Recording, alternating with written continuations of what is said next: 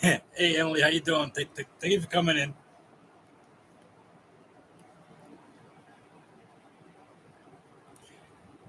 Darlene W, how you doing? Thank you for coming in.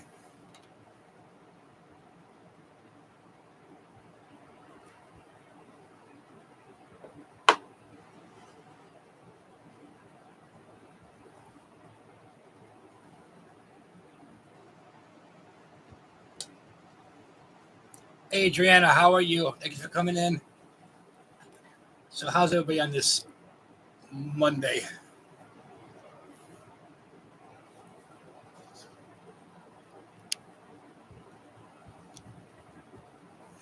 I'm okay. After last night, I'm okay, to say the least.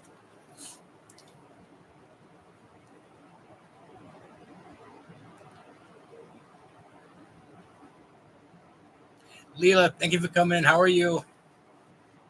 Yeah, Adriana. You know, it's been a year this week that I got hurt at work, and I've been out, and now my days just go together now.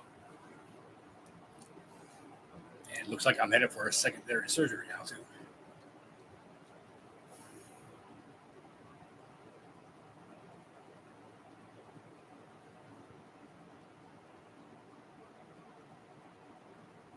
Yeah, I know it it flew by. But the funny thing is, in that year I've been out, I've gotten three races already. So it's like, you know, I was waiting for my lawyer to get more involved with them. Just saying that's it, it's enough.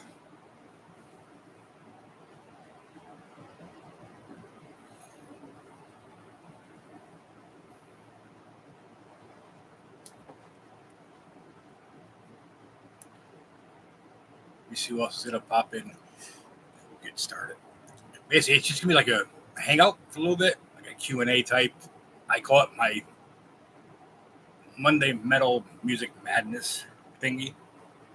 We're gonna start doing something new on a Monday. I'm gonna start doing different things with different types of things.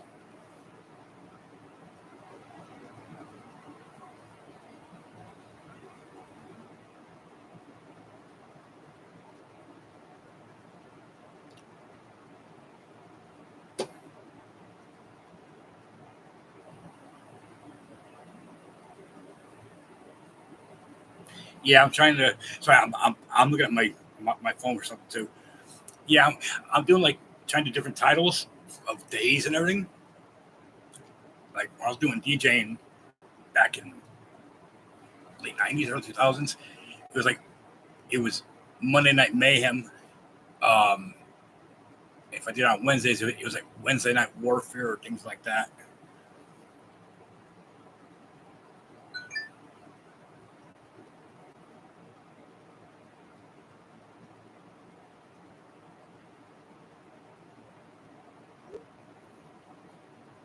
Yeah, I thought about that. I was thinking for Thursday and Friday, but I couldn't think of it. Yeah, Adrian, that's like along the lines that I was thinking.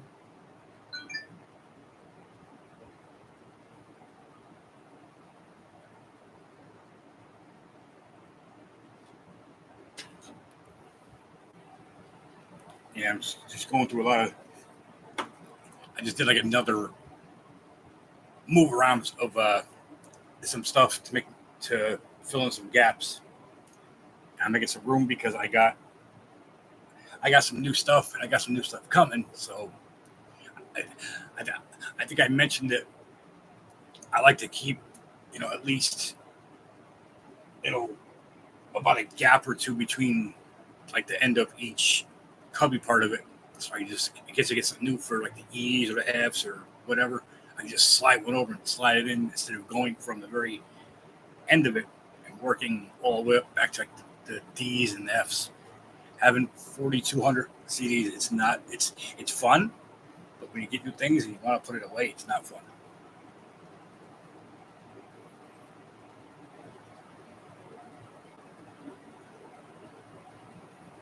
Oh yeah, Adrian, it's yeah, it gets frustrating after a while.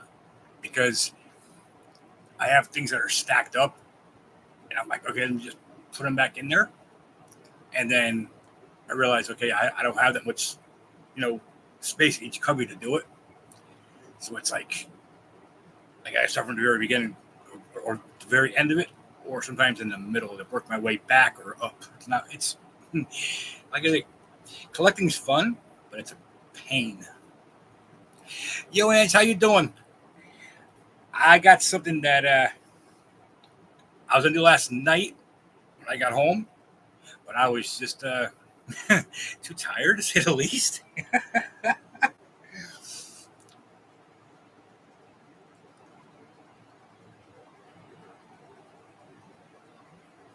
Hey, honey, how you doing? Yeah, she's working. She's been she's been in meetings all day, all morning. Treat and welcome in. Thank you. All right, I got something last night for my birthday. I'm wearing one of them right. If I can do this, I'm wearing. I got that from Treat and Fafo. I was like, love the shirt. I also got a made in simple. I think it's downstairs. But now, whoever doesn't drink, just grab your coffee or your soda or whatever.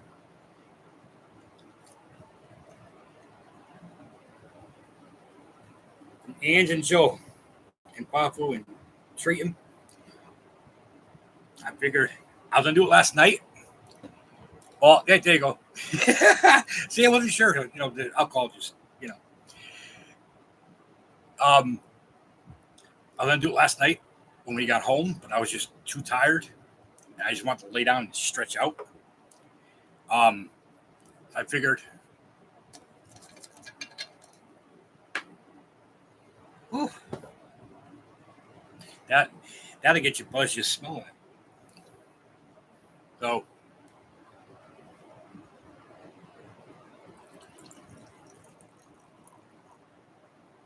yes, this is for everybody. Mrs. Metalhead, I know you want a shot. We'll have one later, but this is for everybody. Thank you for the birthday wishes. I really appreciate it. Treating Joanne, Joe, Powerful, Mrs. Metalhead. Thank you so much for yesterday and last night. I was totally surprised. I kept bugging Mrs. Metalhead as we're driving. I kept asking, where the hell are we going? And we passed like a rest area. And there was like a Shake Shack or something in this restaurant. And I said, what, are we going to Shake Shack? Really? And she started like, she goes, no. And we kept going. Now, mind you, roads is, I think, like normally like 40, maybe 35, 40 minutes from us, but there was traffic. So, and we had to stop to get gas and everything. So basically, it was like probably just under an hour. That's getting gas and the whole nine and traffic. So, yeah. So we get there, we pull in the parking lot. And I'm surprised you guys never had this. I'm surprised. Um, I think I had it once or twice. And I did taste it at like one of the liquor stores that when it first came out. I did. I'm not sure if it was up here or down there. But it's from what I remember, it's a lot smoother than regular Jack. And if you guys know, Jack has that bite to it. So, oh, thank you, Treaton. All right, so everybody, grab whatever you have. I don't care if it's soda, whatever. This is for everybody. I want to thank everybody again. Yes, it was awesome, awesome time, and there was no way we were leaving that last night without going to that bar. That was because the drinks kept going and the shots kept coming. I do gotta get a bottle of that stuff we had last night. I do gotta get a bottle of it because that went down smooth. And I mean, real smooth.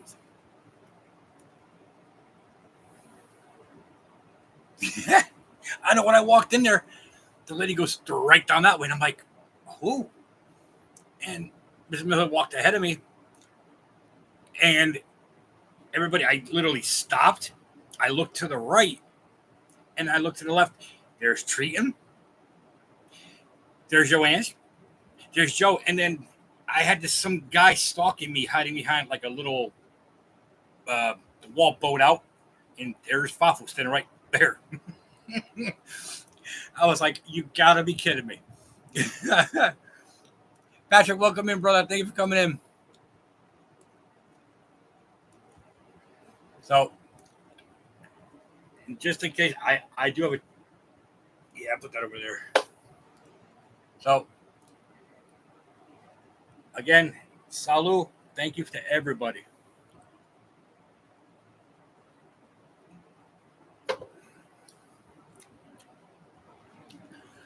And you'll like it.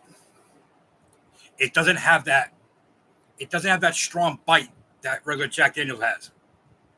It's a smoother Jack. It really, really is.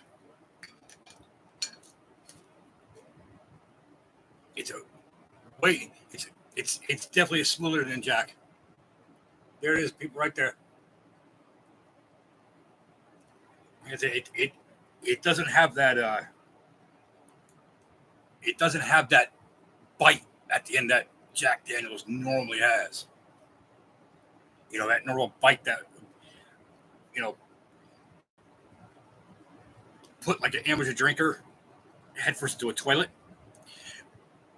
That's funny. Mrs. Middlehead loves Jack Daniels. She loves Jack Daniels. She can't stand Captain Morgan's. And I'm sorry, but I think Jack is a little bit stronger than Captain's. Maybe because I've been drinking Captain since I was 15. But yeah. Karina, thank you for coming in. How you doing? Yeah, exactly. And like I said, I still got to thank Ange, Treaton, Mrs. Metalhead, Adriana, and a bunch of others that said do it. You know, because I wasn't going to do this at all. I mean, I didn't feel like I had enough, you know, being in metal. Yeah, I'm into hard rock, you know, things like that, 80s, 90s. Some mainstream, but not a whole lot. Ooh, excuse me, hold on.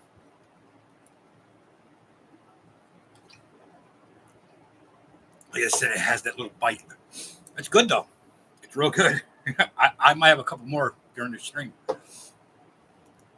Yeah. Yeah. Mrs. Metalhead does not like Captains. We're telling Ange and Joe and Treaton and Rob last night the story. Me and Mrs. Metalhead, our first New Year's together in our first place. Well, I was doing... It was me, her, I think her daughter, my stepdaughter, and a few other people. And I lined shots up. And my shots are like that. I always do like a double shot. She couldn't handle it. She hates Captains with a passion. Hey, Mama Terry, how you doing? Thank you for coming in. So did you go to Dollar Tree or Dollar General? Dollar General to get the great stuff? Come on now. All serious. Mama Terry, how's Gabe doing? I know. Knock on wood. Knock on wood. I'm not gonna get too political, too into the whole big C thing. I was vaccinated before it really took off down there. I've seen, as people know, I did security in a hospital for a number of years, and I think that's why I got out of security for a little bit. I saw too much, especially COVID. So I know people that have had COVID, friends of ours that have had COVID. I've seen what it does to complete strangers that I had to stand by and watch for a little bit. It's not fun. So, Mama Terry, big ups to you.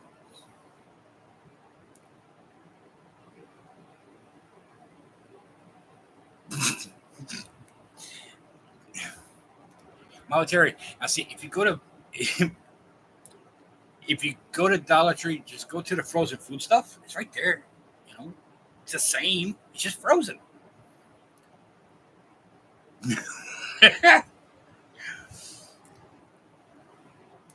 There was somebody speaking of Dollar Tree.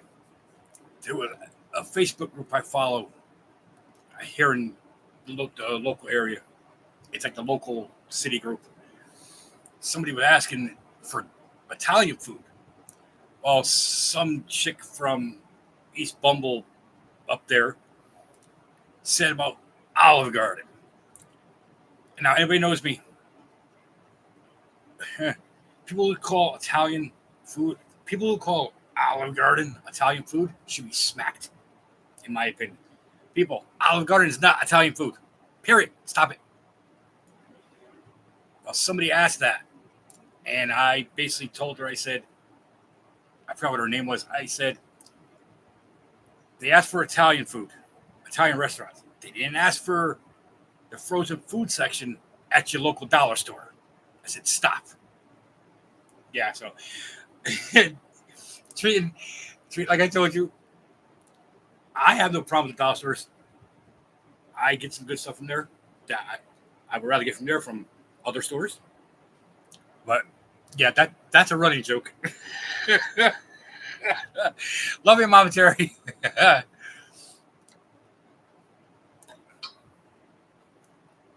Okay, question.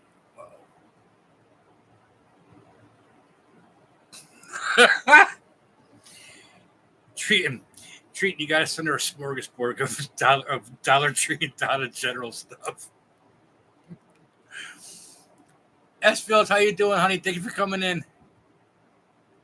Thank you. I appreciate you, S. Fields. Thank you. Hard to believe I'll be 50 this time next year. Oh, shit. Oops, good language. Sorry.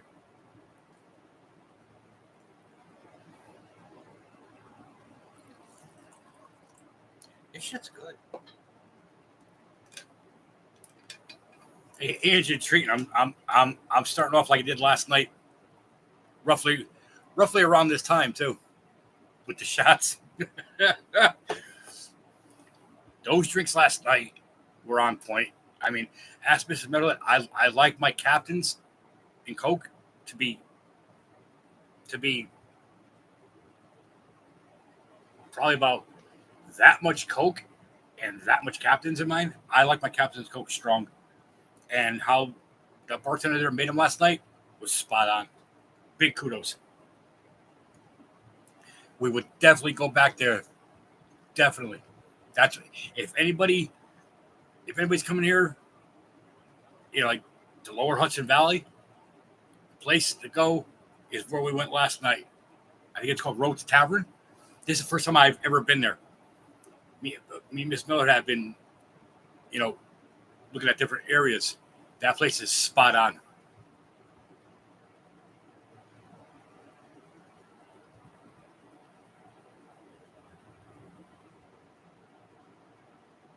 Yeah, monetary. Like I said,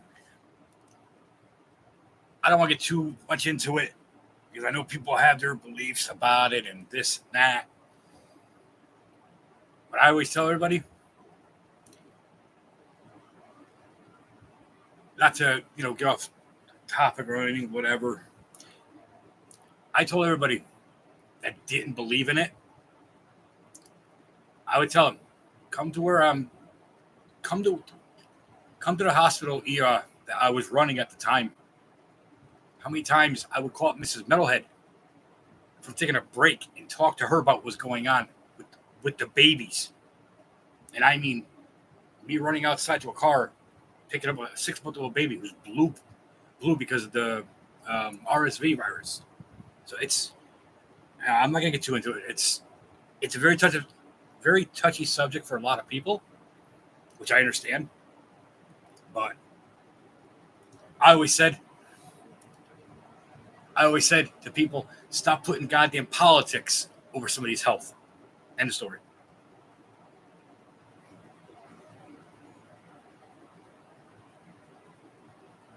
Mama Terry, there's plenty Dollar Tree's in Texas. Hell, there's one every 4 blocks in San Antonio.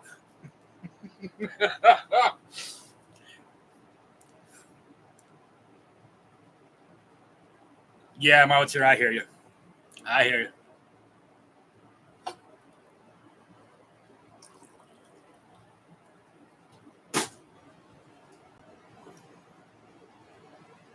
Trina, Trina, everybody was always saying that, blame this person, blame them, blame that. Stop with the blame game. I say, to be honest with you, perfectly honest with everybody, and I don't care if people leave. I have my beliefs about it. Blame the people on the other side of the world where it came from. That's all I'm going to say. That's all I'm going to say. Because, like I said, I friends of ours down there had it, and I would not let them come over. I wouldn't let them. I have a heart condition, so I'm prone to it. Mrs. Metalhead has issues also, and people didn't understand that. Yeah, I know, Mrs. Metalhead. I know. Yeah, you're right. Okay, what's everybody listening to? I know I'm into my metal, and Mrs. Metalhead got me a few things, a few new albums that just came out, and I got a couple more coming. And there's also things I've been spinning for the past 2 weeks. One of my what's everybody been listening to the past? Oh, I don't know. Since last time I was on, probably about a week ago, I think. Which I'm gonna start doing more. I'm getting more back to myself with a lot of things. I just got into a funk, where I didn't want to do anything. I just,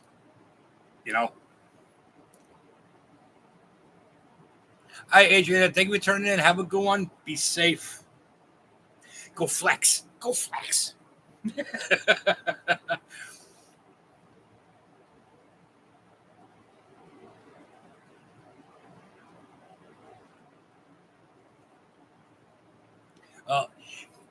Like I was telling Adriana, for people that are coming in, I want to start doing something different, especially like during the week. Robert Kaczynski, welcome in, brother. How are you?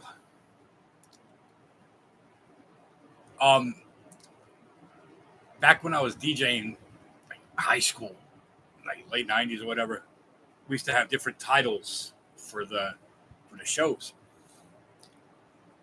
on that day, and it was either Monday Night Mayhem, Wednesday Warfare. Adriana brought up Thrashing Thursday, I think she said, something like that. So I've been trying to do different things. Karina, how you doing, honey? Mama Tira, yeah. I think I mentioned before to Robert, I believe, about Tool. I don't mind Tool. I have all their stuff. The best thing about Tool for me personally was their the guitars with in Tool. As for Maynard, I could do without him. He's another one that I think Patrick said it the best. Maynard is a tool to deal with. They're not bad. When I first came out, I got like a maxi single compilation that had them on it. I think it was Sober or Prison Sex on the compilation.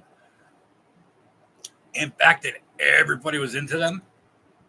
And I'm like, why? And I listened to it. I remember listening to them over and over again. I said, the guitars aren't bad in this. And I saw the video. I think it was for one of their first videos. I think it was Tool. Sober, I think it was. I think it was Sober. And I was like, not bad video. They weren't the normal thing back then with bands making these extravagant videos. They just put out a regular video. Actually, the video that they did, it reminded me of Peter Gabriel back in the day with his incredible claymation animation videos. Yeah, so it's not bad.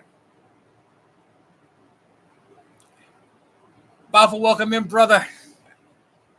Again, thank you for last night, man. I appreciate it. Check out Fafo. We're not already checking out Fafo. Check out Yo Ange already. If you're not checking out Yo Ange, check her out too. Smash that like button. Patrick, I don't mind Stevie Ray Vaughan. I think he was one of the best. Technically, he was more. But he was a metal guitarist. He was more of a jazz infused guitar player. My brother had something. I remember when I first got into Stevie Ray. My brother had a 7-inch. Yes, it's called a 7-inch. It's basically like 2 or 3 songs and with a couple hidden tracks on it. And I've always been the one that's loved guitars in metal. You know, any band. I've said in the past, things that make a metal band to me, as much as it's a strong vocalist that can put out that nasty vocal sound and can hold a note, not just mimic it, but hold it. It's the dueling guitars. For me, you got to have a lead, you got to have a rhythm. There's got to be 2 guitars. For me, excuse me. Guitars are just it's just like it's like 2 dragons fighting each other. I would call it King Kong versus Godzilla. When they're fighting each other, it's just the riffs going back and forth to each other. Stevie Ray Vaughan, I think he was before his time. A lot of his stuff is being reissued. I don't know how far back they're gonna go. I had a few things by him. I seen things at record store day that stores were selling that I questioned the price on it, which I always do. Being a collector, I always question prices, and I mean on everything, because I know what things are worth. I know what things it could be worth. But there was people selling some of his stuff to just outrageous prices, and I'm like, you're selling something that people already have for probably about $35 to $40 over the value of it, which I never understood.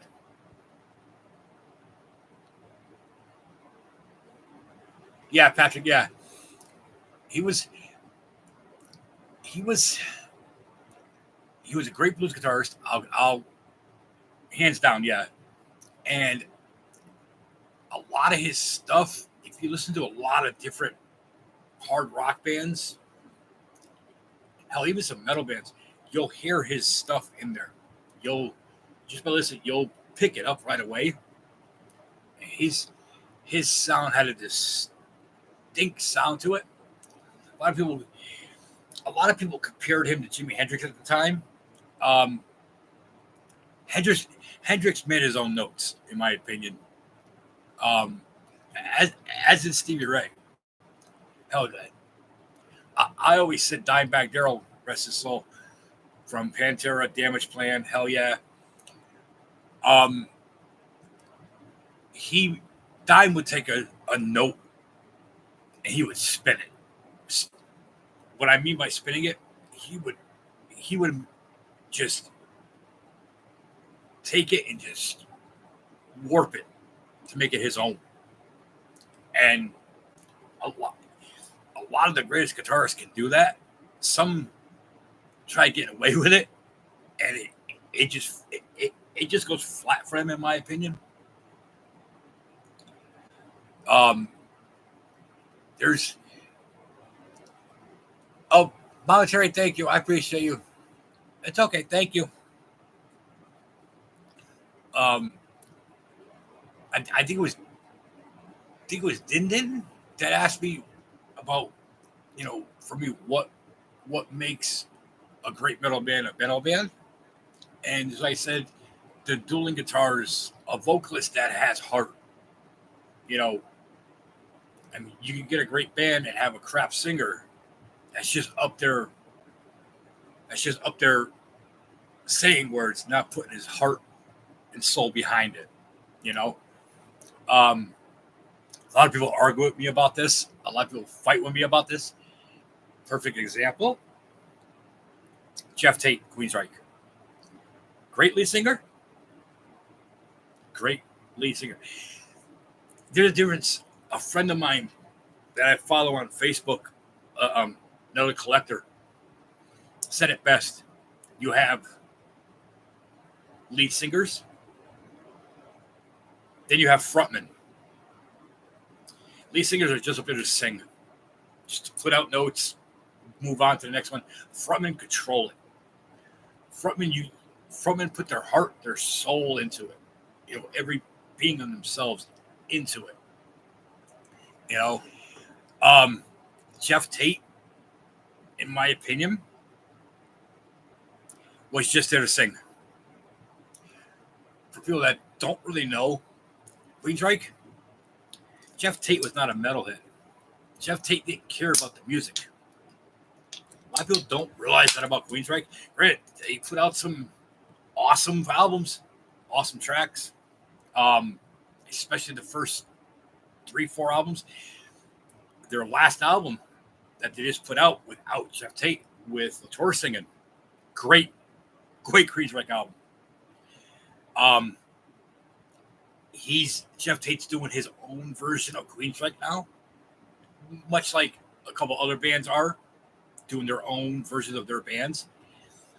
I would take this version of Queensryche with Latour singing over if Jeff Tate came back.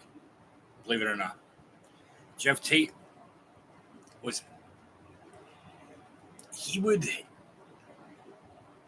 he would just take in all the royalties of it, and he would just take in all the popularity of being in a band that put out some iconic songs.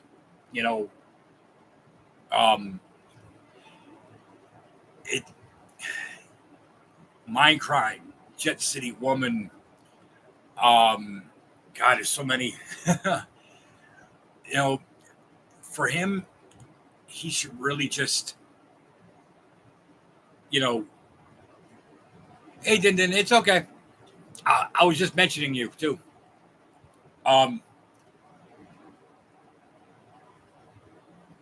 Yeah, Patrick. As a bassist, I know what you mean.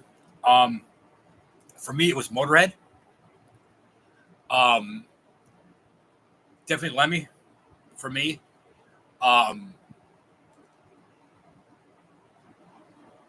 Tommy Araya from Slayer, bassist. For me, it was a lot of death metal bassists, black metal bassists. A lot of my Swedish death metal. Amon Amarth. Oh God, Dark Tranquility. Amorphous. Things along that line.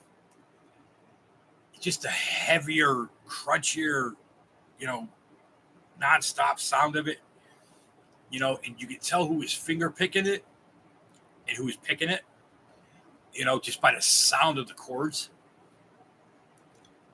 Then, real quick,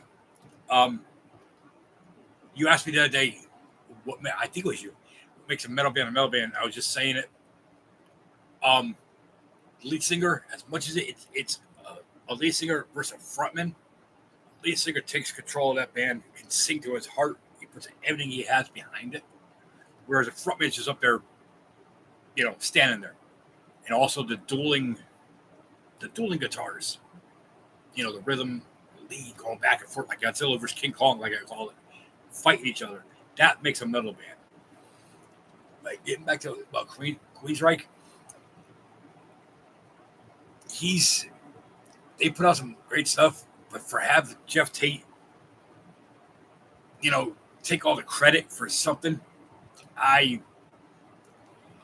didn't realize that about him until it came out in like the late, I would say mid '90s when it came out about him not really being into the metal scene, not really being a metal period. It's like, so you're gonna reap the you're gonna reap everything that comes in because you put out some iconic songs from Queensryche. Now, don't get me wrong, I love Queensryche. I always have. I got most of their stuff. Um, Even the reissues of it sound great, which is it's rare to find a reissue that sounds very, very good and not overdubbed. Because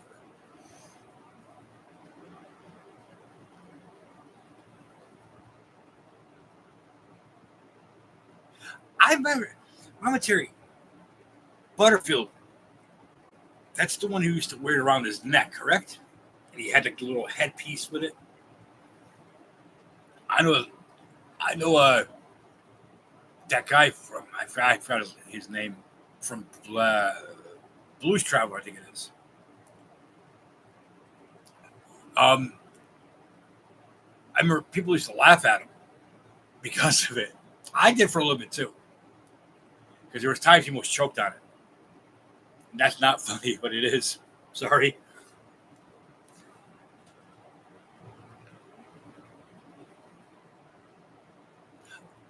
Patrick, do you remember? I'm sure you're into the scene. You remember a band Amorphous from Sweden?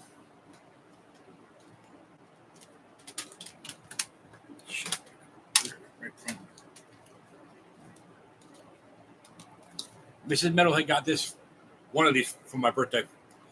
Amorphous, they're from Sweden. Very, very melodic metal, death metal. They have that unique Swedish feel, sound that I absolutely love. These guys have been doing it since early '90s. This is my favorite album by them. They just re-released this. Tales from the Thousand Lakes. It's live in Tavastia. It comes out on a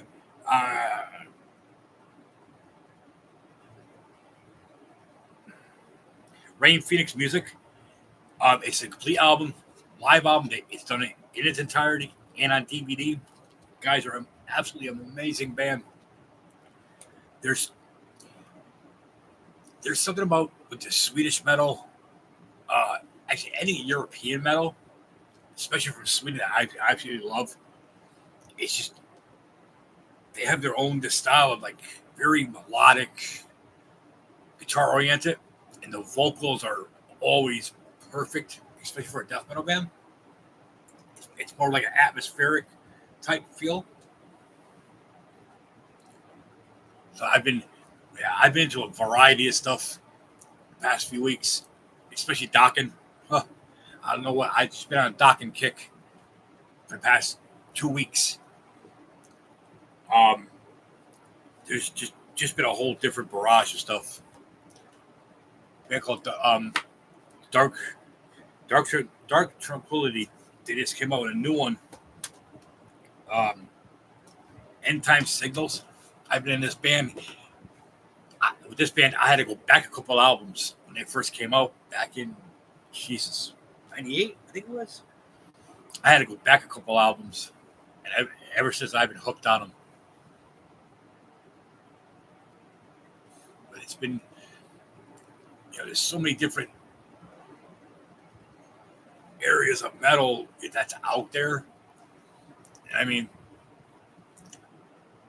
especially from Europe, it's don't run the metal scene here, in the music scene here in the U.S. is thriving again. Finally, I hope it never leaves. But there's always been that European metal scene that has always been there. You know, like when it first started hitting over here, um, not too many bands played over here. There's a band called Powerwolf. I think I got them right there, and I got a couple over there of them. Um, they just put out a new album. They also did a double disconnects album. I forgot the name of it. It just came out. Um, First time ever playing in the U.S. ever. Their first show was at Hammerstein Ballroom in the city. This band is amazing, amazing band. Um, Melodic, like a progressive type feel, almost like a gothic undertones to it.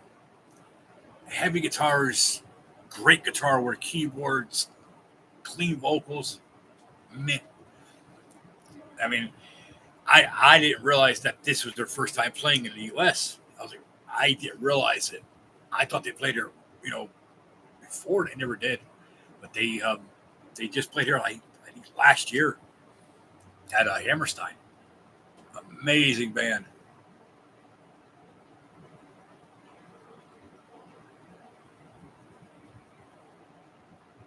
Yeah, Patrick. I know people like that. I know people that collect basses, drumsticks for that matter, um, amps, along that line, and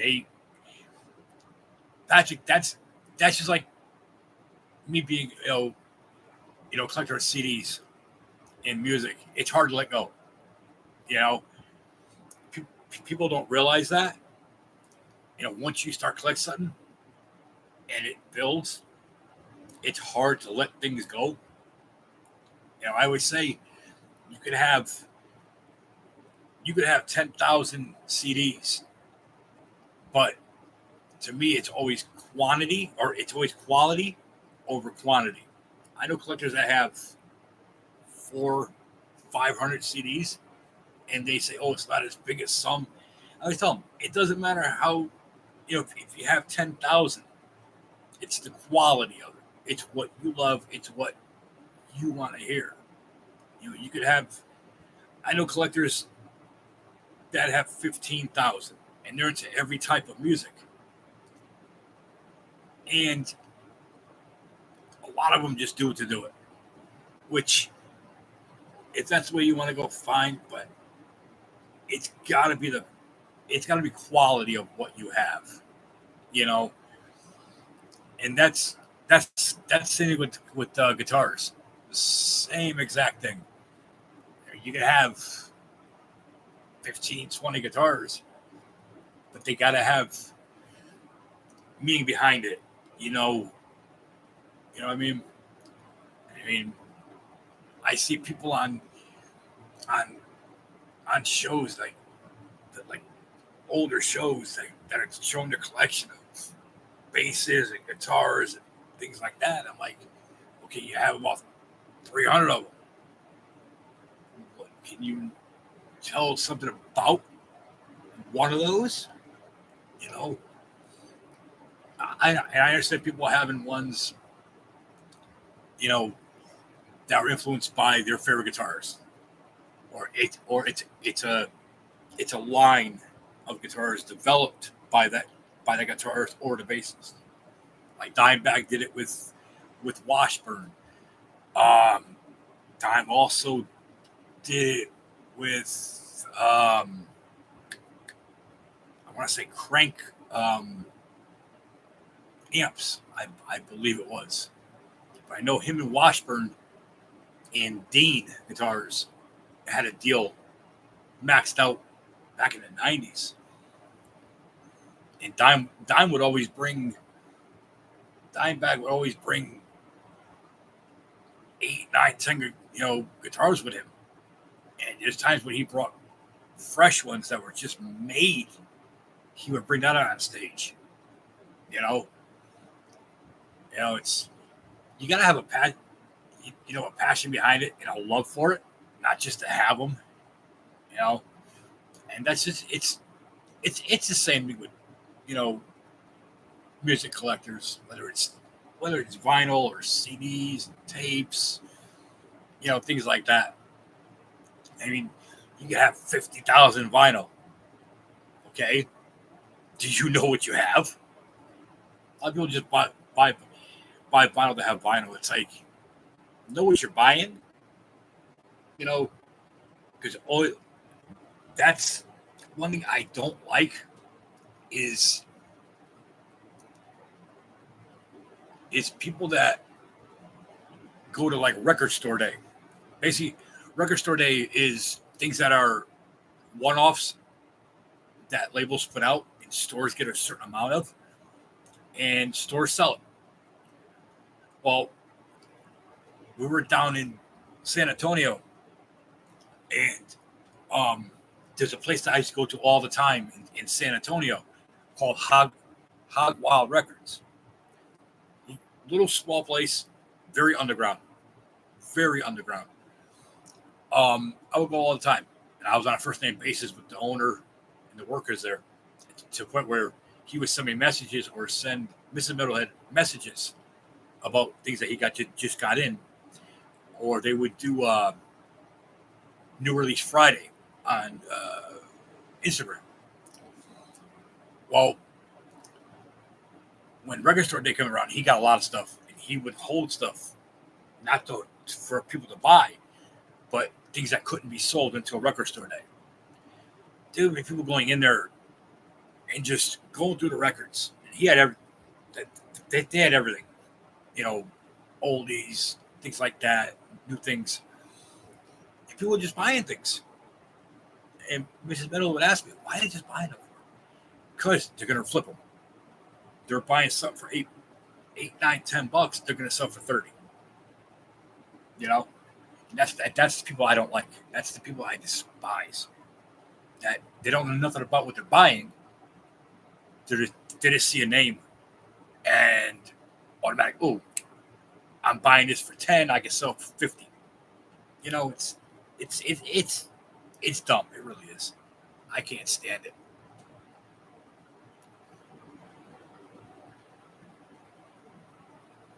Oh my God. Cleo, that's good. That's good. I Patrick, you gotta teach her, like, you know, something like, you know, update it from like the 21st century or whatever century it is right now. Yeah. Treat and don't encourage her.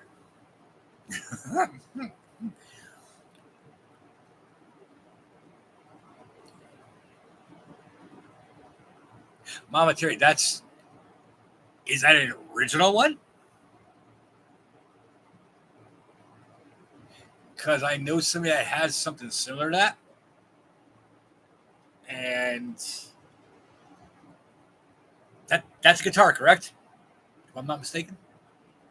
Because I know somebody that has something similar to that. And the frets are wrong. They're not spaced. Because there are no frets. It's just, it has little grips. That's it.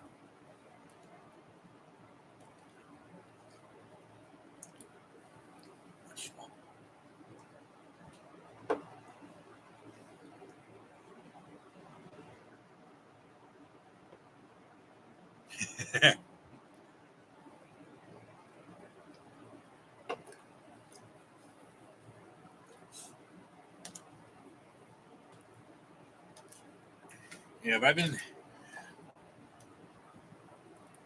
I said, the past 2 weeks, I've just been going on different things. And there's things I haven't listened to in like a couple of years. And I'm like, oh, I still have this? You know? I mean, there's times I'll come in here and I'll just sit right here. I'll just look around and I'll look at my collection on my Libid, which is a app that I have that I know I have everything in order. And I was looking to see what I have. I'm like, oh, I have that. Oh, I still have that. There's stuff in the 80s that I totally forgot about. There's some bands I totally forgot about.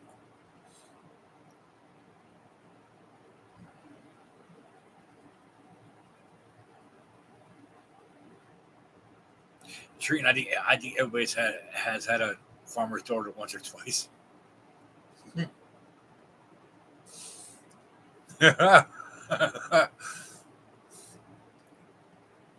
Well, maybe 3 times.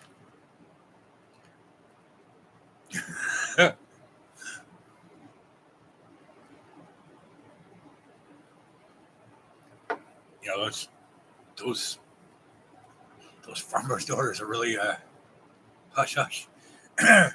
Anyways,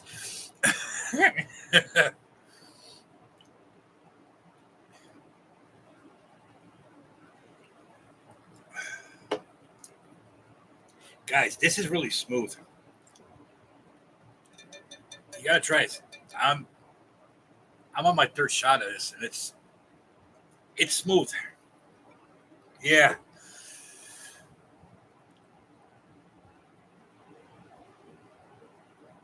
All right, Monter. All right. And you can tell if it's an original.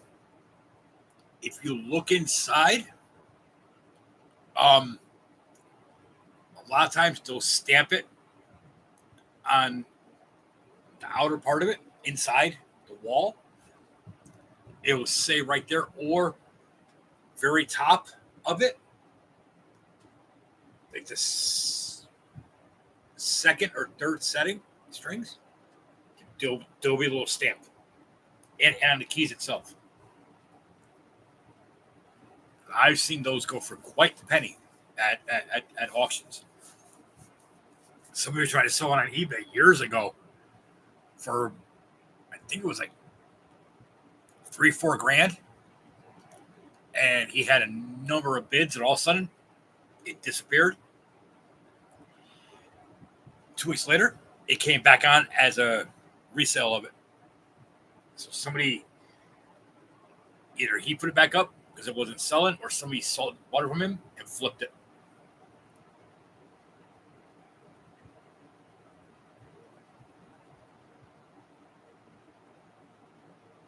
Cool.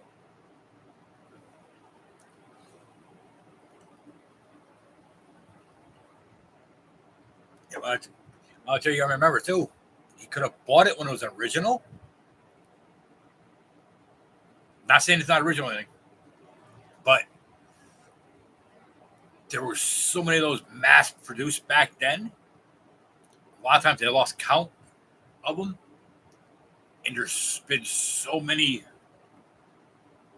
people that have redone those for like little nicks, which I think if it gets a nick, leave it alone. You know, you could take it to a professional and they could do something to it to where you don't have to change out, you know, the boards on it, which that ruins it right there.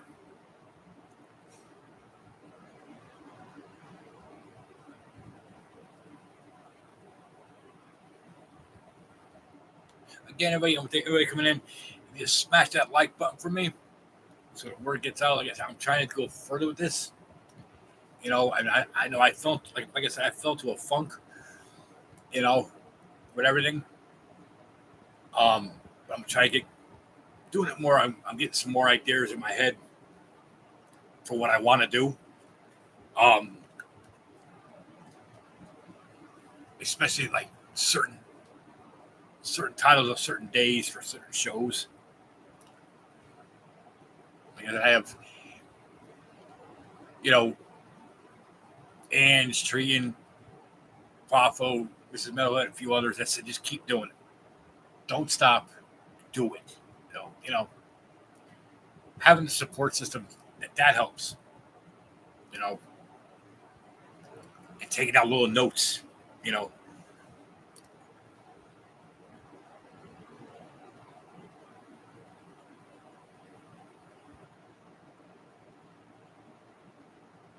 Patrick, question. Um, did you hear anything about shit. Is that tip of my tongue just now?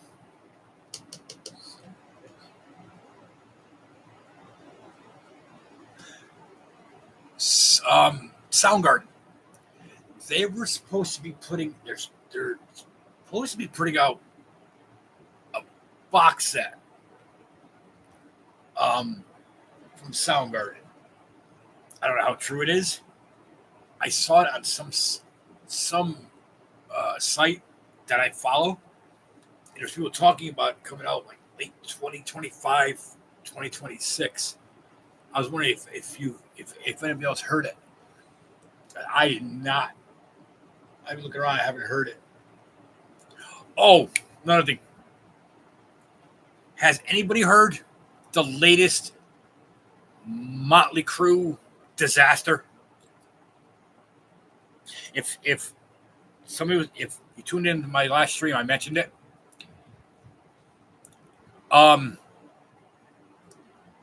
Motley Crue just needs to hang it up. Okay, like I said before, I'm a huge Motley Crue fan. I love Motley Crue. I've been a big fan of them, but I think it's time for them to hang it up. They just came out with a new EP on. I got it on iTunes. It's not released on CD yet or anything. It might be released on vinyl. I'm not sure yet.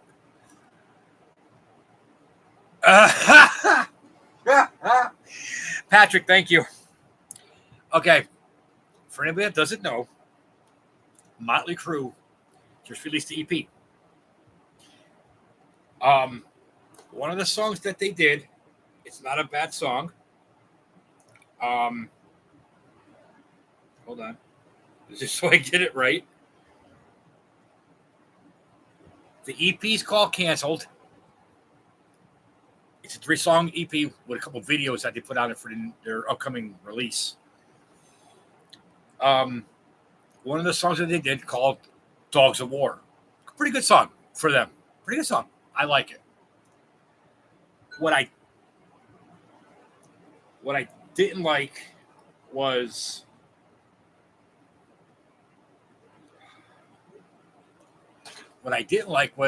their cover. They ruined a perfectly good song by a legendary band. For those who don't know, Motley Crue covered Fight for Your Right to Party by Beastie Boys. I lost my coffee on this song. I cannot stand it. They ruined a perfectly good, a legendary song. I don't care what band it's from, time frame. Everybody's here, Beastie Boys. Oh, they ruined it. When I said they ruined a legendary song, they ruined it.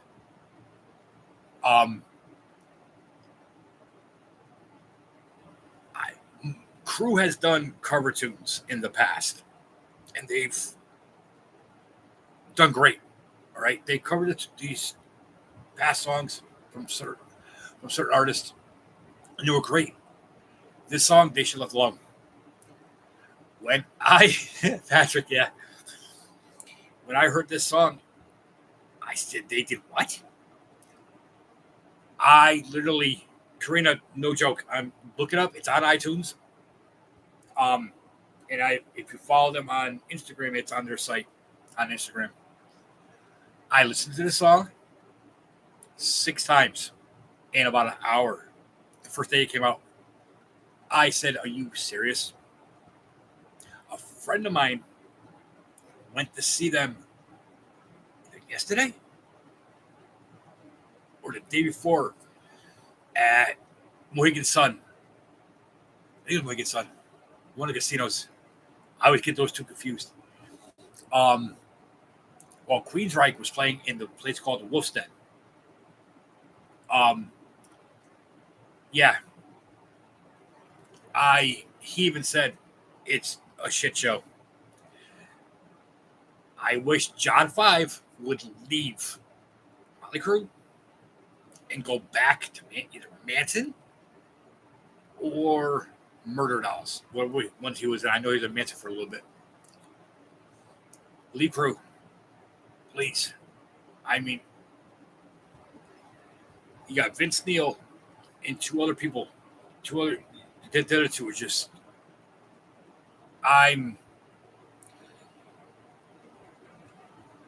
Karina, it's beyond a disaster.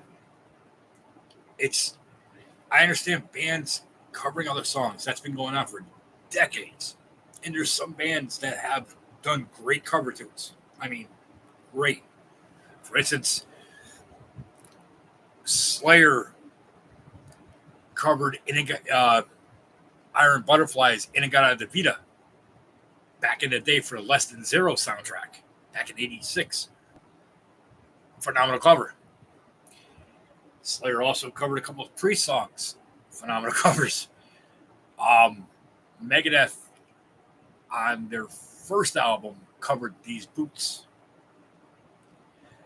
Granted, they had to do different versions because of the lyric content that they wanted to use. Klein said nope. But yeah, Ozzy's even done better covers. Crew did a cover of Jailhouse Rock, I think it was, back in 88, 89, I think it was, 90. Great cover. Because many people cover Jailhouse Rock. So, but for Crew to do this song, it's just a lot of people are just like, huh? Yeah, and a lot of true lifelong Motley Crue fans are saying the same thing I'm saying. End the dumpster fire now before it gets out of hand. They should have stayed retired. Like I said last year, I called them come out of retirement. I thought it was gonna be 5 years. It turned out to be 10 years.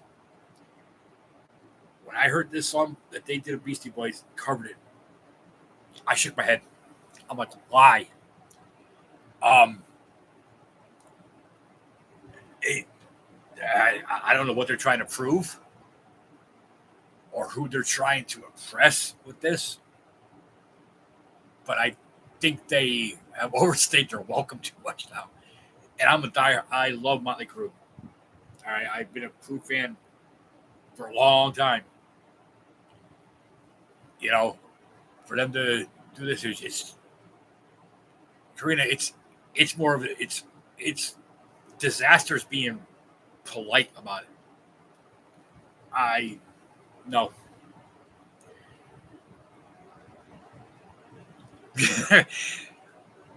Patrick, I didn't know what to think when I first heard it. I just sat there and I listened to it. I'm like, maybe it gets better. Maybe it gets better towards the end. Like I said, I listened to it 6 times in an hour. I listened to it 3 times since it came out, since that day. Their cover of it, their original songs, Dogs of War is a great track. It's them moving ahead, but it probably could have picked a better song to cover than that song.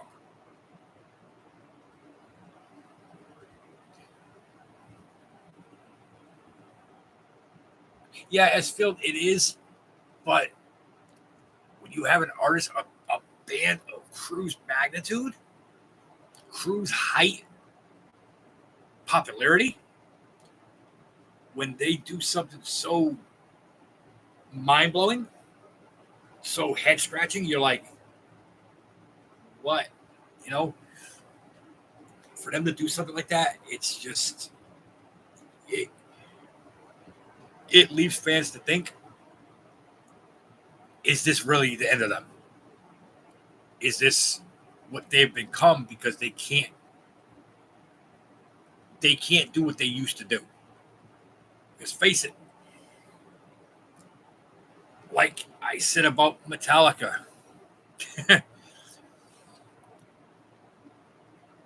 when you're on your dope and you're drinking and you're drunk, you reach new plateaus. And it showed back then, with the exception of one band and one performer who couldn't handle his liquor or drugs. In my opinion, I know a lot of people are going to fight me about this, and they have in the past, both on here, AOL forums that I was in, MySpace forums. Yeah, MySpace. MySpace forums that I was in. Same thing that Phil and Solo did with Pantera. Everybody blamed Dime and Vinny for that downfall. I blame, to this day, I blame Pantera. I've seen Pantera many times. I've seen Pantera when they were at their height. And I seen Pantera when they were at their lowest point. I saw Pantera at Hammerstein Ballroom. Reinventing the Steel Tour. It was 02? It was something like that. 2000. No, 2000. Sorry, 2000. They were at their height. They had the chance. Pantera had the chance to blow up. And I mean bigger than they were. One person destroyed them. That's Phil Anselmo. I love the kid. That's what he's called. I love the kid. Trust me, I do. It took him losing his entire band and friends, his so-called brothers, to realize he had an issue. 1996, I think it was. Might have been 99. When Phil Anselmo formed Super Joint Ritual, I saw them open up for, I think it might have been Slayer. I was with a friend of mine. Phil Anselmo came out. He looked like a train wreck. And I remember going to a friend of mine saying, their heroin has taken him over. It was like, oh, no. I said, bull, the heroin that carried over from Pantera, that killed Pantera, and the drugs, the drinking, had killed Pantera. Don't get me wrong. Vinnie Paul died. I love you guys. Rest both your souls. That band was the ultimate band to party with. I got high with Dime. I got high with Vinny. I got high with Phil. I got drunk with all three of those guys.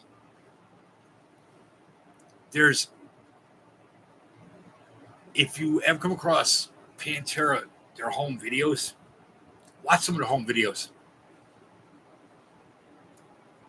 It gives you a different perspective of what we the fans saw of them. Motley Crue is the same way. That's why I'm making comparisons. Crue lived it. You know, it's just like Pantera. You have Pantera and Crue. People say, oh, it's different types of music, different genres, different years.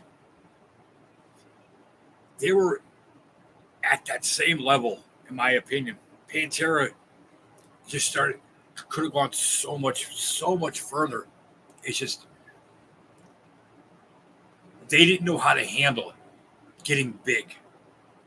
I mean, putting out the last couple albums that they did,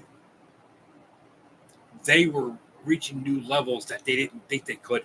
And I think it got to Phil, which I hate to say it, because I love Phil as a frontman. I really, really do, because he would get the crowd into it. But when you got a lead singer who's passing out at you after a show, or a lead singer that's basically dead because of a heroin overdose on your tour bus, you got to know something's going on. You know, and like I said, he killed Pantera. And then what really did it was when he formed Down. I love Down. Down is an incredible band. I think Down should have gone, can go further. He wasn't calling Pantera back. That's when Dimebag and Vinnie Paul moved on to Damage Plan. And no one knew what was going on with them for years. I can remember the battles with them, the verbal barbs between them, the fighting between them. When it came on MTV that Dimebag and Vinnie Paul formed Damage Plan, I said Pantera's over. You know, and I seen Pantera, God, 6, maybe 7 times. And one of the last times I saw them was here at Hammerstein Ballroom. Well, Manhattan Center to a lot of people. They still call it Manhattan Center. Or Hammerstein Ballroom, sorry. Hell of a show. Hell of a show. You know, and it's just Phil couldn't say no. And I know people are going to say, oh, he had a bad back. He had this. Yeah, trust me, I know about bad backs. I've had double back surgery. You talk to me that had double back surgery. So I know what comes with that territory. You know, I know the addiction part of it. But people realize when you're on top of the world in a band like that, you ain't got to worry about going to a doctor. You go to countries, that shit's there for you up front. I can remember being at concerts and people were throwing joints up on stage to film. I can remember seeing pill bottles being thrown up on stage. Yeah. So that's a whole other, thing, because I ain't gonna lie, I was one of the biggest Pantera fans out there. Hold on. Yes, Patrick, Patrick, remember the Clash of Titans tour back in 1991 when they headlined that tour? Alice in Chains, Slayer, Megadeth, Anthrax. I was there for that show in Bristol, Connecticut at the old lake, the lake compounds. Yes, lake compounds. Nobody knew of Alice in Chains except for a few of us. At that time when they played, I didn't have their debut. Hold on.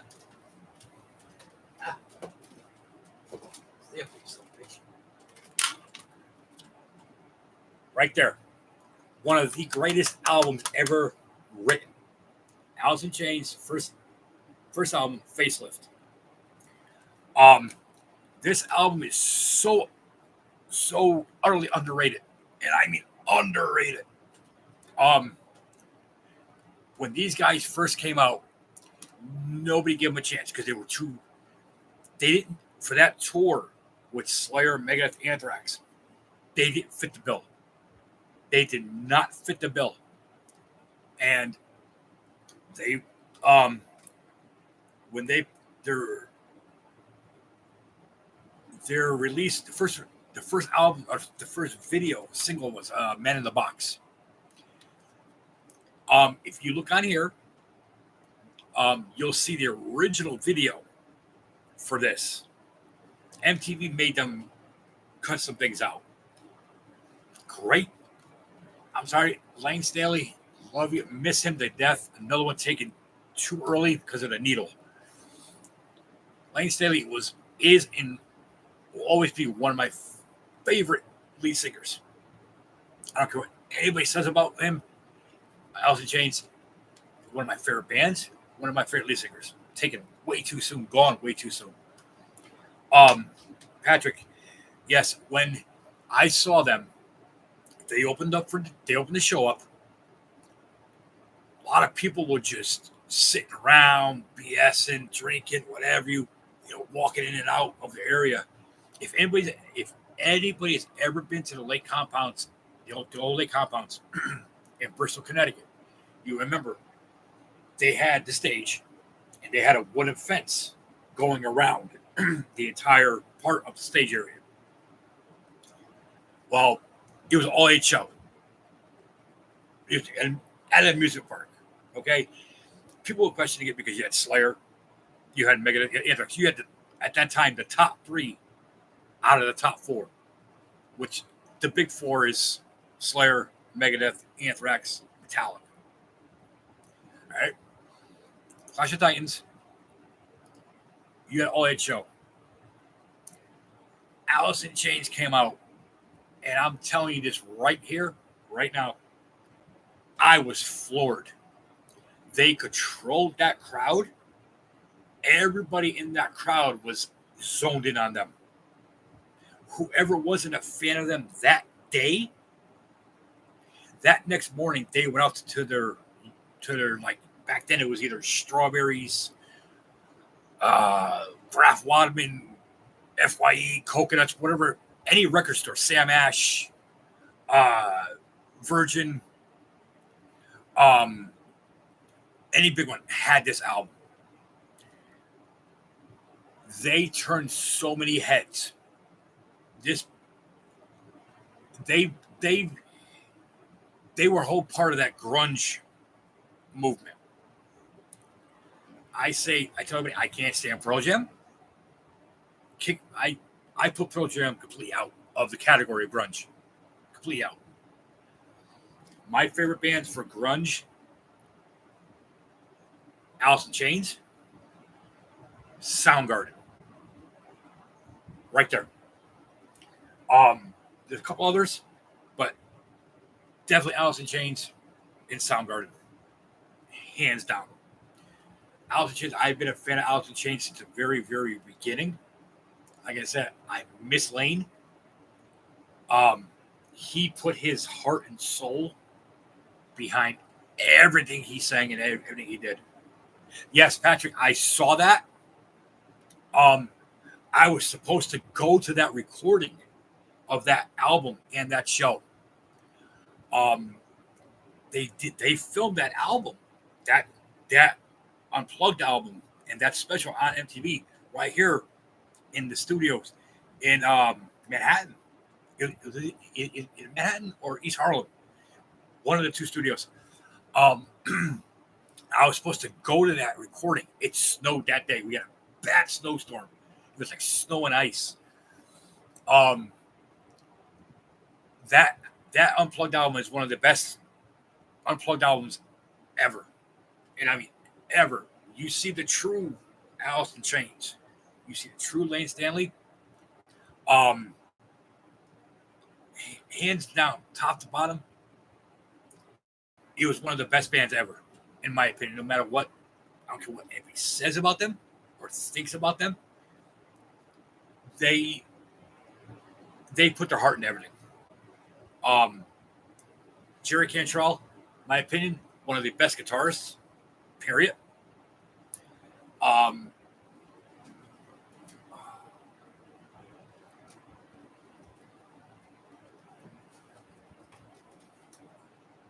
Sorry, guys. That's the entire Alice in Chains discography right there. I've been into these guys since day one. My favorite album besides Facelift from them, even the Jar of Flies EP is a great EP. I Stay Away is a great song. I love I Stay Away. Just the heaviness in the heart of his voice and his lyrics in that song blow me away.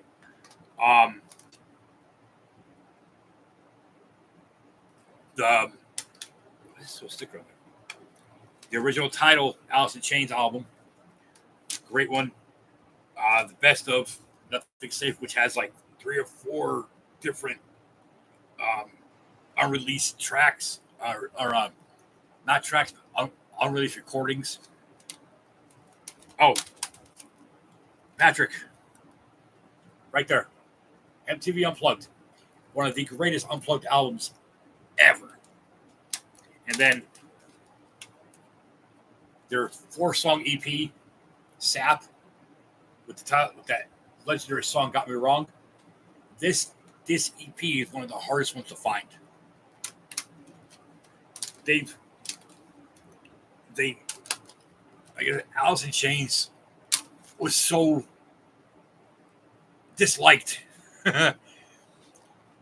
They were so disliked by a lot of you know metalheads. At first, I didn't like them at first, but then when I heard uh,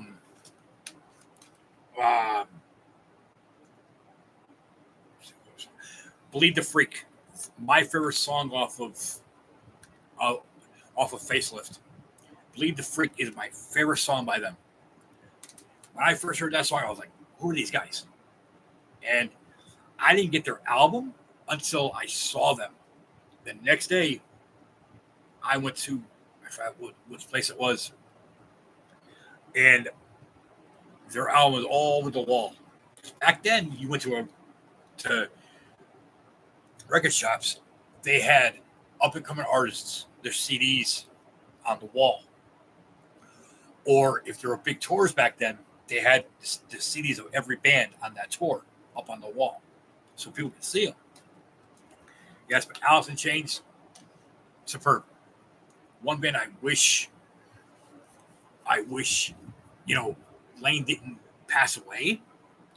Although the new lead singer that was there for about like a cup of coffee with them, was doing a pretty good job. But I'm glad Cantrell took over singing. I always said Cantrell should be the lead singer of the band. Period. Um, Cantrell is Cantrell's an awesome person. Every which way, musically, just a human being. Um, the song "The Rooster" or the song "Rooster" is about his grandfather who fought in it was Vietnam, I believe it was. That song is about him. Really, and the video, if you guys see that video, there's clips of him and his grandfather in that video for Rooster. That's him. That's Jerry Cantrell and his grandfather actually in that video. Um, that song, I love that ballad by them. It just again the raw emotion that Staley put behind his vocals in that from the heart, unmatched, unmatched. And to hear that song live, very few bands when they do ballads give you chills when it's live. Very few. When I saw Alice in Chains and they did Rooster, dude, I got chills up and down my spine. I always say, when a lead singer can make the hair stand up on your arm and your neck, he's doing something right. And Staley was just that. When he put his heart behind something, people took notice of him. Hey, really fast, really did.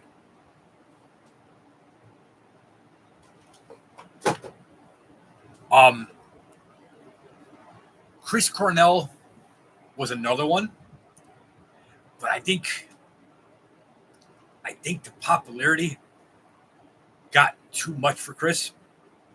Do I miss Soundgarden? Yes. I've always been a big Soundgarden fan. Their last album, I forgot the name of it, that they did with that Chris, that they did period with Chris, before he passed away. It was a good album. They tried getting back to more of a sound like Spoon Man, but they couldn't get to it. I know a lot of people wanted them to go back to like the sound from Outshined, like Rusty Cage, Jesus Christ Pose, which is my favorite song by them, or even a lot of people were saying that they should have gone back to, their further Their second album. Their second album, I've had it on here before, and I think the last stream. Their second album, Louder Than Love, Loud Love, is just a monumental grunge album. Full on Kev's mom, Big Dumb Sex. If you guys don't want to talk about, you know what I'm talking about with those lyrics and those songs. They put them out there. Bad Motorfinger. That album's iconic. You had Outshined, Jesus Christ Pose, Rusty Cage. Chris Cornell just put everything he had behind it. Did I like Temple of the Dog? Yes. I think I have it right there somewhere over there. Temple of the Dog was good. I liked that band simply because you had two of the biggest grunge bands, Pearl Jam, Soundgarden, come together. Temple of the Dog, Hunger Strike, great song. Came out 91, I think, 92. I wish that band would have gone further than just have one. I saw Temple of the Dog play. They combined a lot of Soundgarden songs when they did, also Pearl Jam songs. I make no qualm about it. I don't like Soundgarden or Pearl Jam. The only album I like by Pearl Jam is their first one, 10, which great songs. I don't like Eddie Vedder. I think he's a total POS. They went from being a college grunge type feel to mainstream in a matter of 3 albums. I'm like, you have fans that were, their average age fan was like 13 years old, 14 years old. I'm like, and people say, oh, they're going to go back to their roots. I'm like, it's too late. They can't go back to their roots. And people try to say that they were the first Seattle band. No, wrong. Seattle grunge was around way before Pearl Jam. I mean, way before Pearl Jam. Anybody seen the movie Singles? Mother Love Bone was in that movie. The fictional Citizen Dick was in there. It was just so many bands that came out of Seattle in that time that weren't known as Sonic Youth.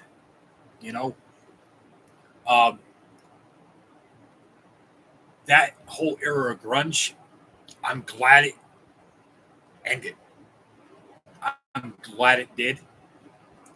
I mean, you had bands that were grunge that started to go mainstream. And I'm sorry, but you're grunge. You want to write what you know about. And the lyrics for grunge, Alice in Chains, Soundgarden, early Pearl Jam, Sonic Youth. It was rebellion. Pearl Jam just, said, "Oh, we made it big we made it big in the mainstream. We're gonna go with it." Good for them. But in my opinion, they lost a lot of fans. They gained a lot of fans because of their mainstream.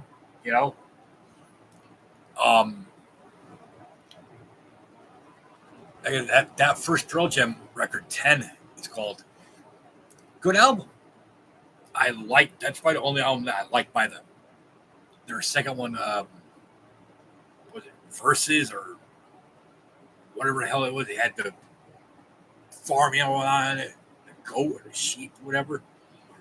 I never got the concept of the album. I probably never will.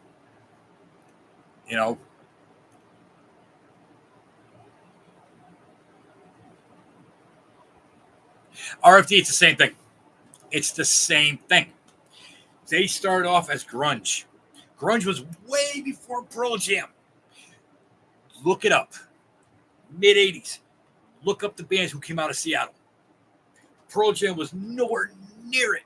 Soundgarden was more than Pearl Jam. Alice in Chains, Subhuman Pop. There's so many bands that I forget right now. Pearl Jam did not. No. Pearl Jam forgot who they were. Pearl Jam said, "Oh, we made it big with Jeremy. Jeremy's not a grunge album. Jeremy's not a grunge song by any stretch of the imagination." They took a song about suicide and about school shootings and made it mainstream. I'm sorry, that school shooting song should have never made that video should have never been allowed out on MTV. Never. That was about killing your classmates. You seem to forget what happened in 1998 at Columbine. People seem to forget what happened in 2012 in Sandy Hook. Sandy Hook and the school shootings hit me hard. I lived, me and Mrs. Metalhead lived 15 minutes from Sandy Hook. The worst school shooting in history. My oldest daughter, one of her best friends, caught 2 bullets. That's why my Pearl Jam should have never been released. It should have never been out there. Bottom line, Pearl Jam did not do anything for grunge. Period. They catapulted themselves into the mainstream by that one song. They had no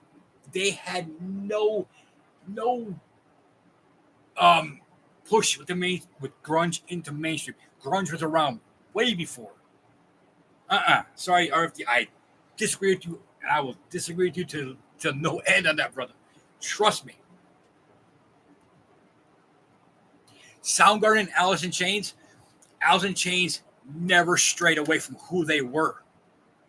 If you listen to every Alice in Chains album, if you ever saw Alice in Chains in live, they never strayed. They stayed that course. Every one of their albums was hard. It was heavy. It brought you back for more. Even their ballads had meaning. I'm sorry, I would rather listen to a ballad about a war, true, about a war, than about a video about a school shooting. Come on, man. No, you don't glamorize a school shooting. Period. Nirvana's different. Nirvana, they touched on every subject. I was a big Nirvana fan when they came out. While everybody was listening to Teen Spirit, I was listening to their first album. Bleach is their first album. Kurt Cobain had some of the most potent lyrics ever.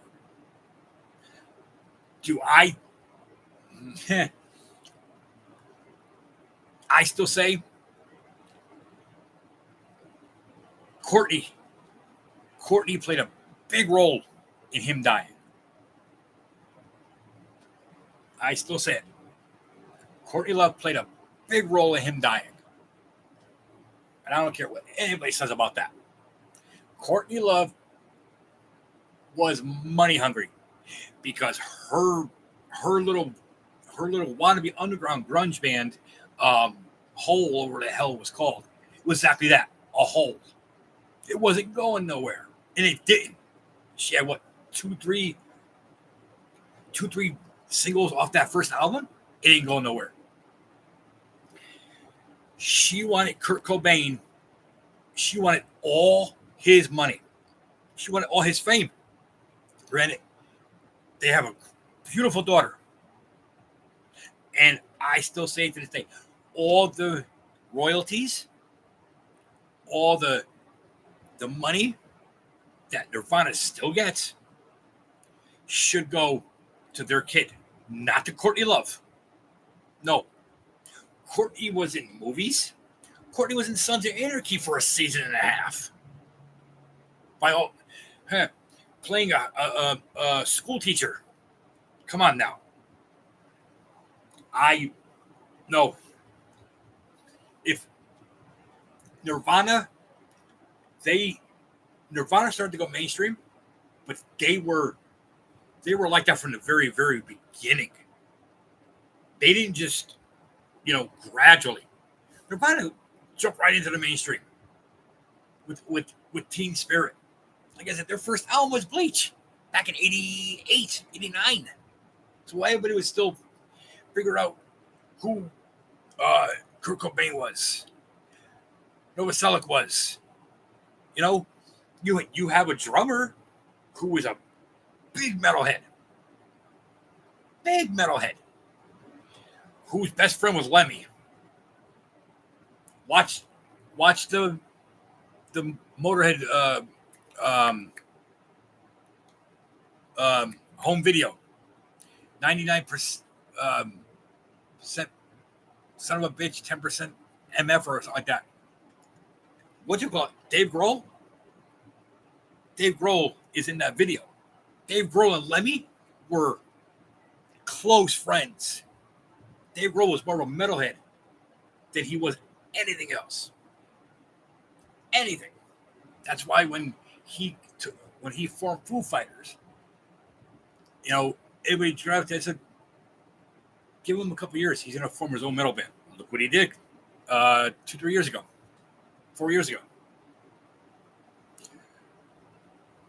Yeah, Patrick, yeah.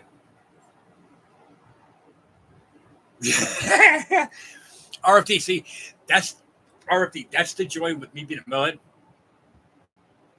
I like going back and forth with metalheads. That's nothing. Metalheads can have conversations about things, but it's all valid points. But my stand on Pearl Jam, I don't like. Eddie Vedder is a piece of work. And I mean, there's these singers that are pieces of work, and he's a piece of work. I'm sorry, but he was mainstream. They were mainstream way before.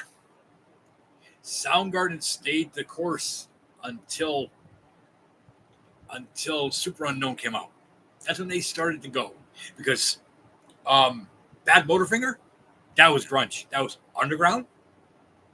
No one really heard of them except for the underground fans. As soon as Super Unknown came out with Spoons, that was it. Alice in Chains. I'm sorry, but Alice in Chains never strayed away. Nirvana was mainstream grunge as soon as they came out with Teen Spirit. As soon as that video came out of them doing flips, and it's like, okay, grunge is here. But the funny thing about grunge, everybody said, oh, grunge started the whole flannel movement. Really? That's funny. I was wearing flannel back in 86. That's why everybody said, oh, it first came out. No. Metalheads were the ones wearing the flannels. Metalheads were the ones that had the long hair and the shaved around. Ask Miss Metalhead. It was the first one in high school. I had my hair down there about here. I had it shaved all the way around. Next thing you got, grunge kids doing it. When that hairstyle was first around in 1987 by a band called Voivod, with Blackie and Piggy from Voivod, a band from Canada. Come on now. Oh yeah, RFD. The drugs did, but so did the fame, and so did Courtney.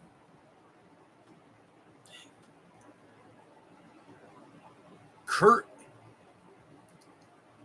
was trying to please her. Kurt was trying to do everything he could to please her. And in the end, it bit him in the ass.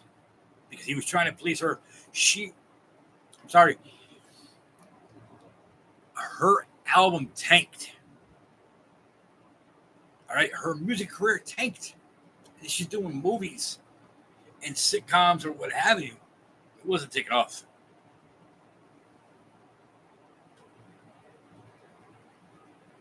Yeah, Courtney had the drugs, the ego, and mental issue. But it was more of her ego. She was feeding him drugs.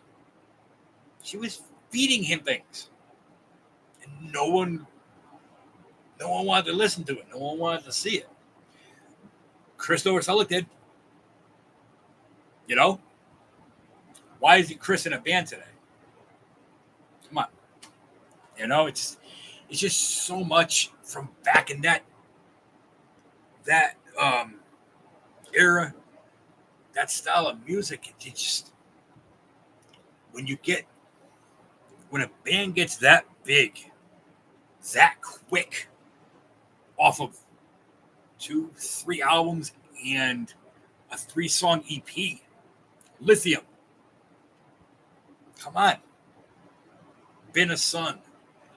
God, I remember the songs of those albums. In Utero, you know, those albums propelled him to the mainstream like nothing. It's like a snap of the fingers. One song and boom, they're selling out arenas. They're headlining.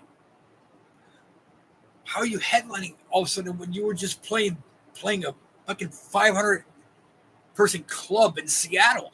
Come on, it made no sense to me.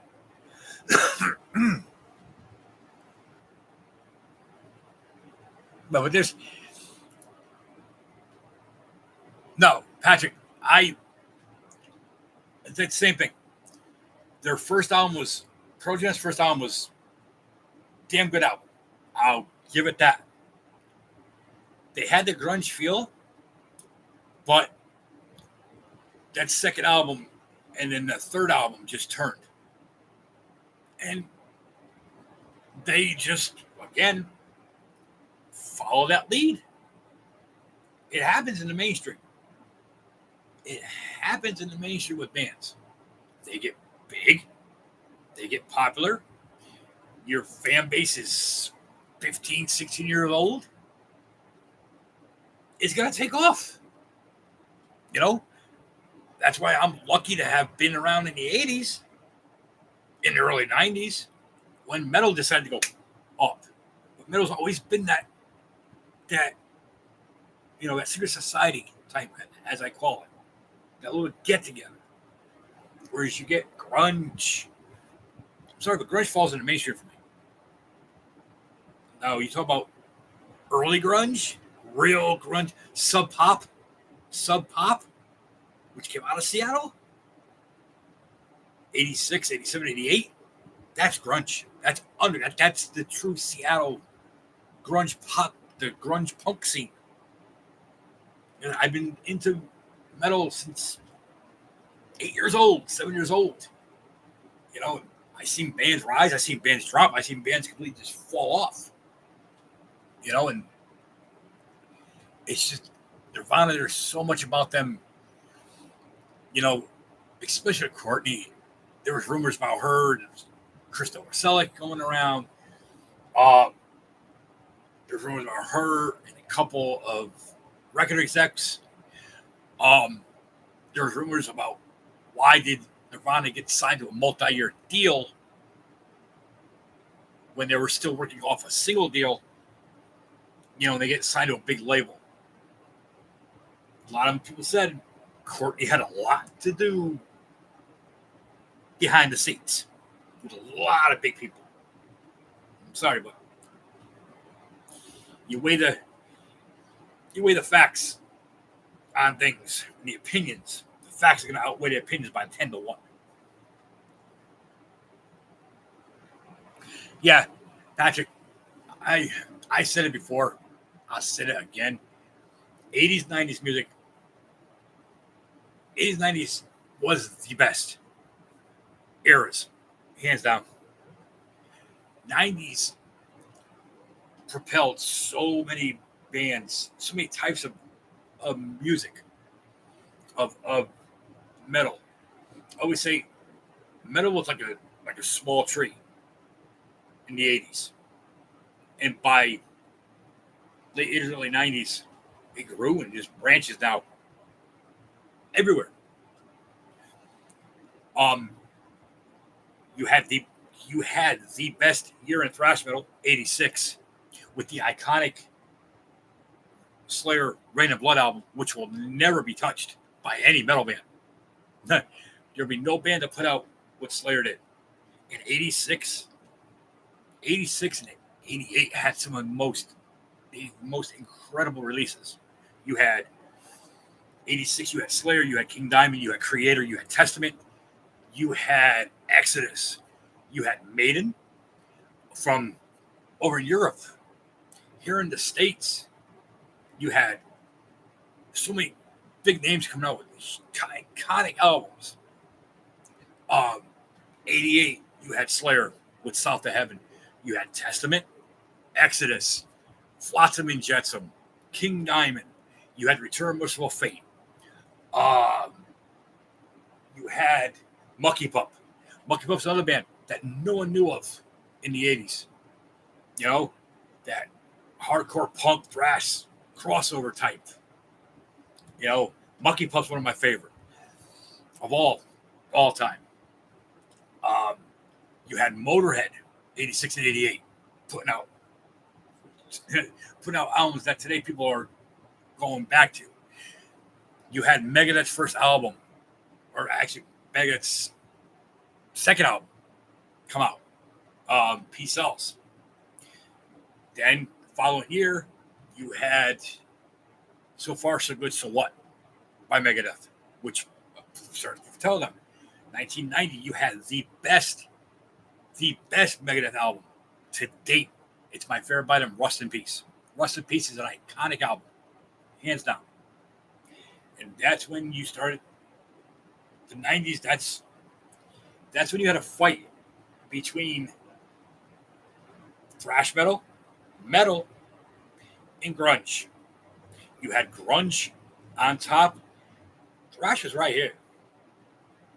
And I remember people saying, "Oh, grunge killed thrash." Really? That's funny.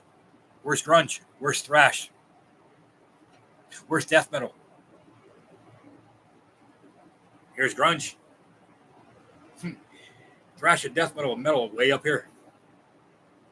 So whoever said that grunge killed anything, grunge killed itself. Because you had the top 4 or 5 grunge bands. One of them,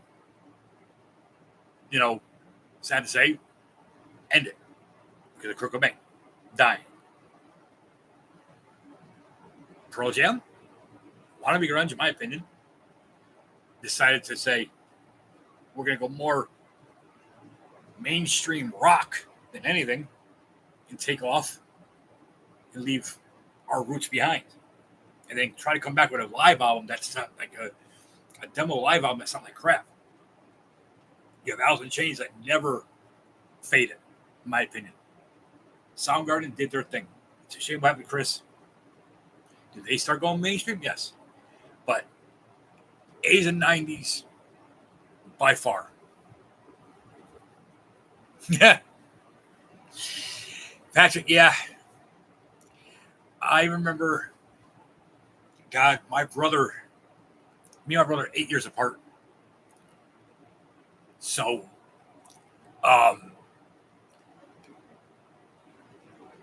he got me to Slayer and metal. My parents did not. My parents did not want me listening to it. They did not want me listening to it. Oh, he's too young. Da da da da. Well, they didn't realize I was going with my brother in his car. I was like 8, 9 years old. I was like 16, 17.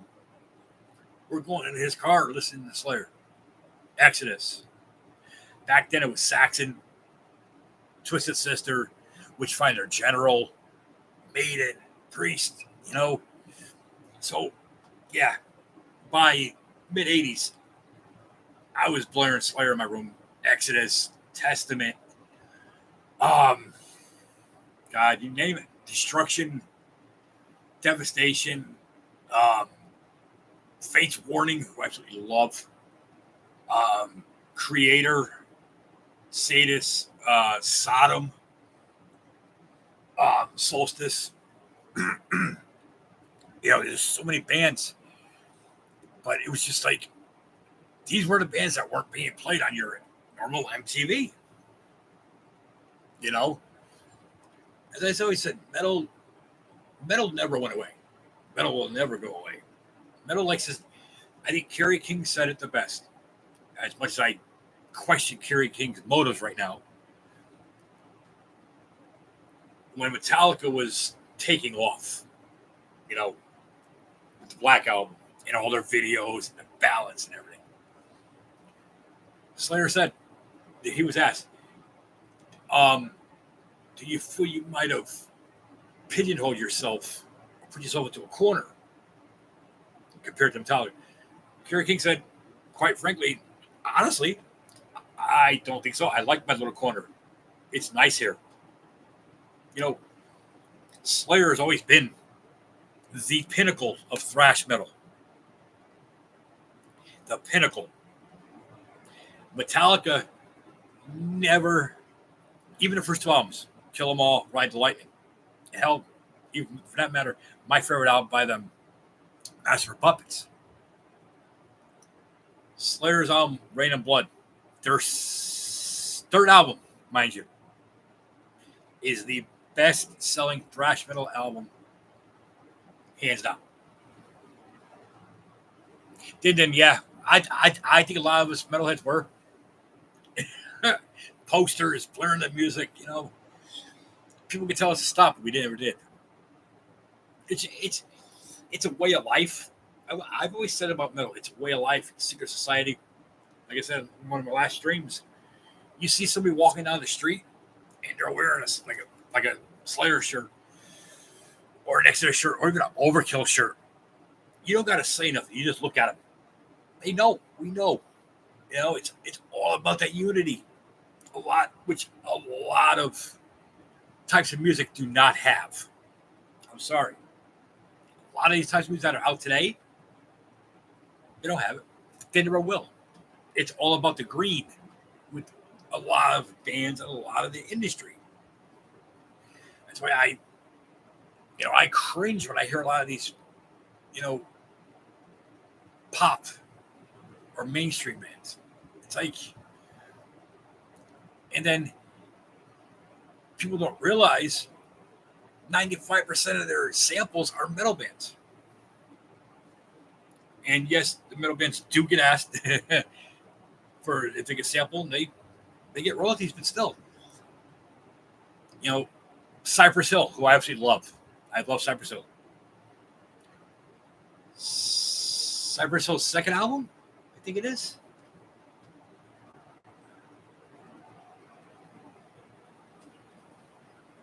Hold on, guys.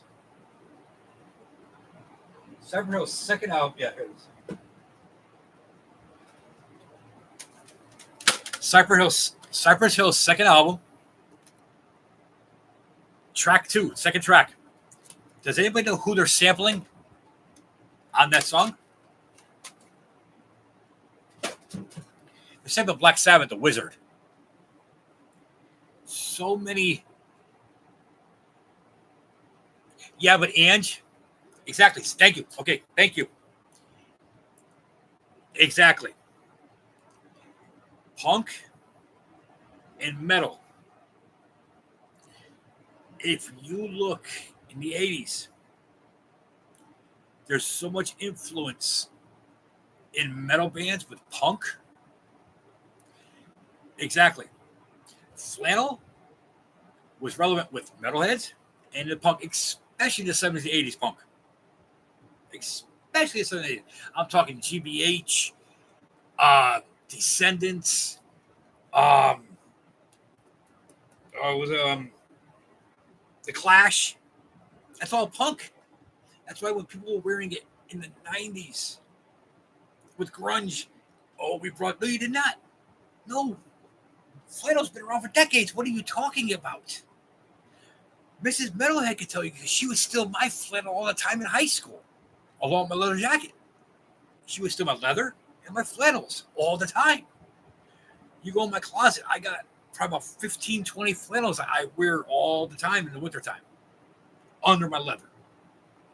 So all grunge did was bring in a whole new crowd, a whole new scene for them. Because like I said, grunge came out of Seattle way before Pearl Jam dropped their album. Like I said,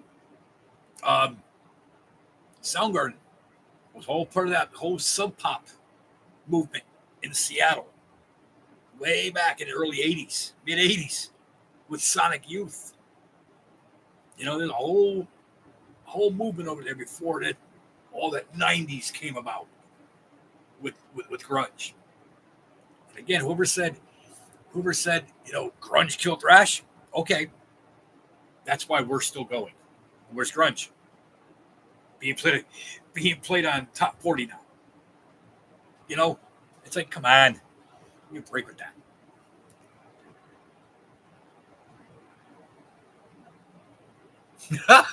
Cleo, that's bad. That's bad. Oh, Ange. Got to get this. 4 shots already. You got to get this. Anyways. Yeah. But yeah, if RFD's still here, he knows what, and like Patrick, you can have conversations with metalheads because it'll last forever, which that's what I love about having a conversation with metalheads and building music in general. Everybody has their points of view, but then you throw in the facts more and people start realizing it. That's the joy. That's why I call it a secret society. I mean, eventually I want to get into like more of the, European stuff.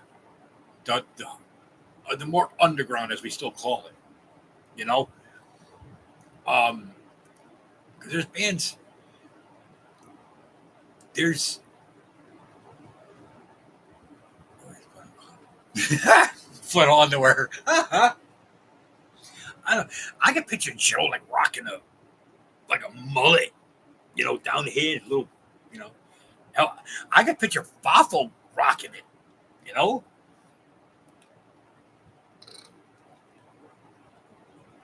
Uh-huh. Click live.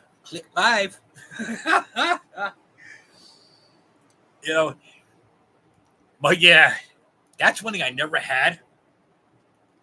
I used to laugh at the guys with it. Time for time I see guys with it, I'm like, dude, just cut it off. It looks stupid. I mean, it was either you had the 80s, the hair metal, or you had the metalheads that just didn't care, long hair, excuse me, let it go out. Rip jeans, didn't give a goddamn.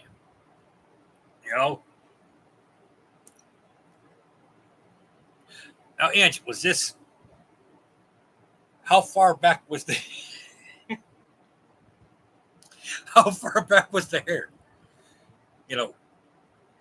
I mean, he has driveways. I mean, I have driveways too, but he has like a full parking lot and an off-road. Love you, Joe.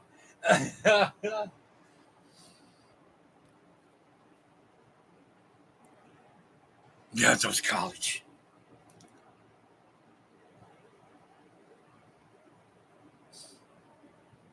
Well, listen, I'm getting hungry.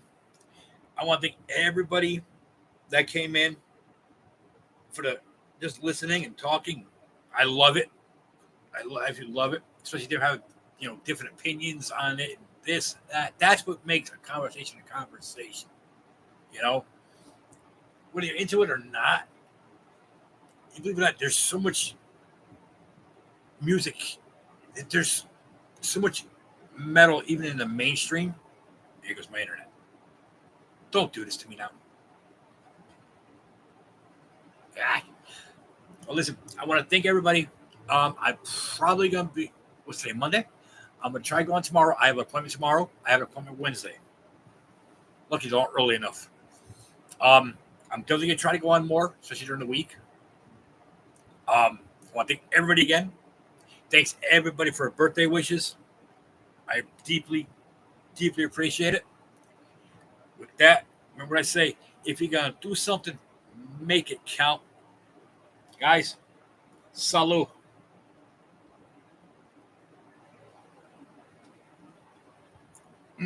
God damn. Oh, shit. Oh, God. You guys have a good night. Oh, that hurt. Oh, shit, that hurt. Damn. Yeah, Angie. Oh, that counted. Oh, my eyes are watering. Oh, shit.